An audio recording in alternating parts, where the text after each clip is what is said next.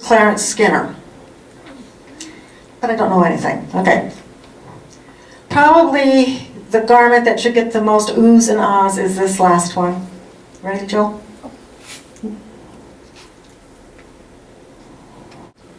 Okay. Well, the one that's supposed to be on here is the blue coat that we have over here. It is from the William A. Getz estate, donated by Stephanie Getz Sandell. It was made by Jean Lavin, Lanvin of Paris, and she was very, very well known, first because of her hats and then because of her robe-like garments. This piece do come up and look because the embroidery is done in copper metallic thread. And then the huge buttons in the front have the frogs, and we have all of the buttons, and Jill got to sew them on this last couple of weeks. And then on the bottom of the garment there is the lace with more of these wonderful little buttons that is there. It used to be lined in silk. That has almost completely vanished. We've got a few little pieces coming down from the top or from the bottom of that hem. But that's a gorgeous, gorgeous garment. Jill and I have been very good girls. We've taken pictures for the database and used up all of our padded hangers. Double hint, hint, hint. But I had, it's kind of nice, and said, well, I have a master's in museum studies, and I want to come and see your storage area. And I did that at the Hoover, and I did it at the Clothes Loft, and they box everything. Nothing goes on hanger because of the weight that is put on those shoulder seams. Margaret came back from Washington and visited with the wedding dresses there of the First Ladies. Those dresses, the mannequins are built to fit the dresses. Those of you that were fortunate enough to go into Hoover when they did have the First Ladies exhibit, most of those mannequins were made to fit the dress. And wouldn't that be wonderful? In my new museum, wouldn't that be wonderful? Okay, and just to let you know that we need 10 boxes for this year, and we'll need more, and they're $37 a piece. So, I know someone who would love Christmas gifts in the form of cash.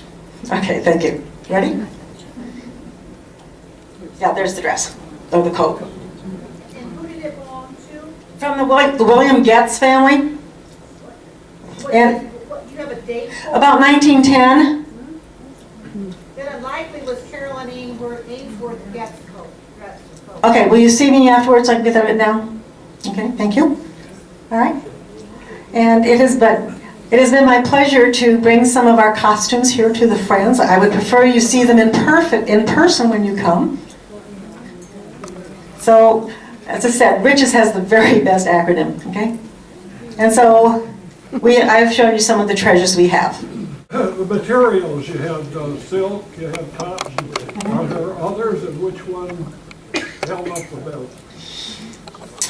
Well, we've got wool in the 1889 wedding dress we have up here. We have very few linen garments, and supposedly linen is supposed to wear the best because they wrap mummies in linen. The natural fibers always hold up pretty well. Again, there was a silk and wool in the Fayelle dress that we have here with the beige one. We have very few polyester knits, and we know that an atomic bomb isn't even going to cause damage to those. So, yeah. Yes, Margaret. Would you want to talk about why the fabrics disintegrate and disappear? Why do I want to talk about the fabrics disintegrating and disappearing? When it comes to silk, I want you to think of the movie Gone with the Wind, and Mammy got this beautiful red petticoat that rustled when she walked. It rustled because silk was sold by the weight. And to get weight, they would use mineral salts both in the dye and actually in the weaving process. And imagine what little rocks will do to beautiful silk fabric. It totally shatters it. And I have, as you can see, the piece there on the bottom of the coat's hanging out. The next dress over, terrible perspiration seams under the arms. That eventually will rot out. We have been unbelievably fortunate not to have insects or moths in the Clothes Loft. thank heavens. No little silverfish either. And then, of course, one of the biggest and awfulest is light.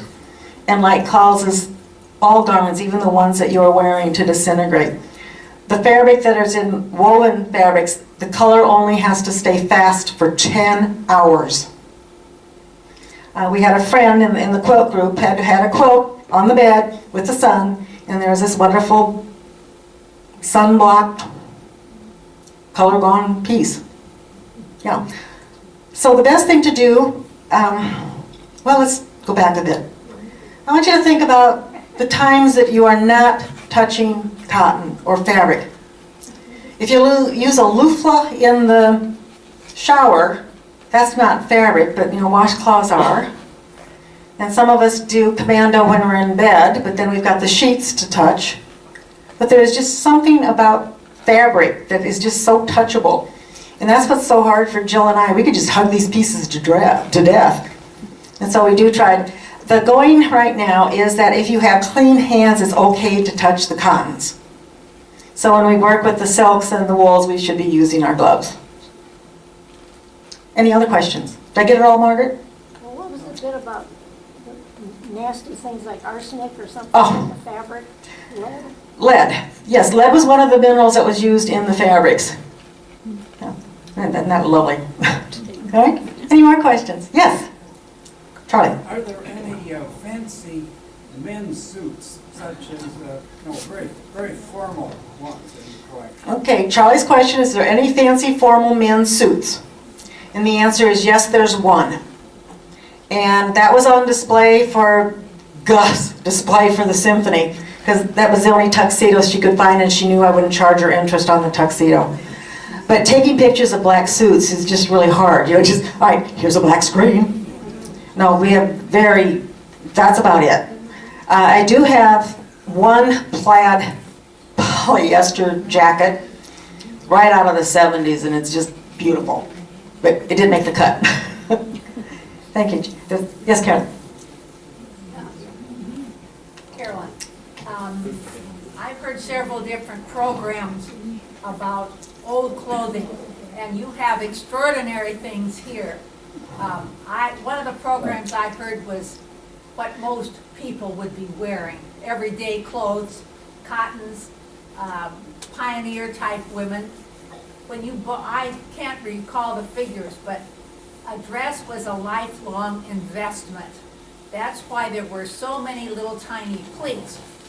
When a woman would get pregnant, you would let those little tiny pleats and tucks out, and then you would sew them back in again. All right. Carolyn is talking about some of the dresses that we are so fortunate now that for every season we can go buy all the new clothes we want to buy.